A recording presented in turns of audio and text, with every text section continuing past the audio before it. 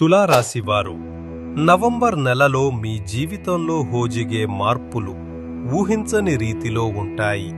కొత్త శక్తి, కొత్త సమతుల్యత మీలో ఏర్పడుతుంది. గురుడు 7వ స్థానంలో ఉండటం వలన కొత్త సంబంధాలు, ఒప్పందాలు, పరిచయాలు మొదలవుతాయి. అయితే రవి 2వ స్థానంలో ఉన్నందున మాటల విషయంలో జాగ్రత్త అవసరం. చెప్పే ముందు ఆలోచించండి. కుజుడు 9వ స్థానంలో ఉండటం వలన మీ ఉత్సాహం, ప్రేరణ రెండూ పెరుగుతాయి.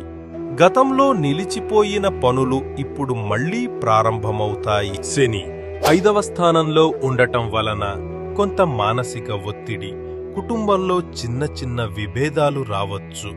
పిల్లల విషయాల్లో చల్లగా స్పందించండి, అదే మీ శాంతికి మూలం.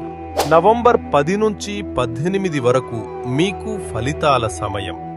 గత 2 నెలల్లో చేసిన కృషికి గుర్తింపు, సంతోషకరమైన వార్తలు లభిస్తాయి. శుక్రుడు మీ రాశిలో ఉండటం వలన దైవ అనుగ్రహం మీ వెంటే ఉంటుంది. ఏ సంక్లిష్టమైన పరిస్థితినైనా సమతుల్యంగా ఎదుర్కోగల శక్తి మీలో ఉంటుంది. మొదటి భాగంలో విజయ శాతం 65%, రెండవ భాగంలో 70%, మొత్తం సగటు విజయ శాతం 68%.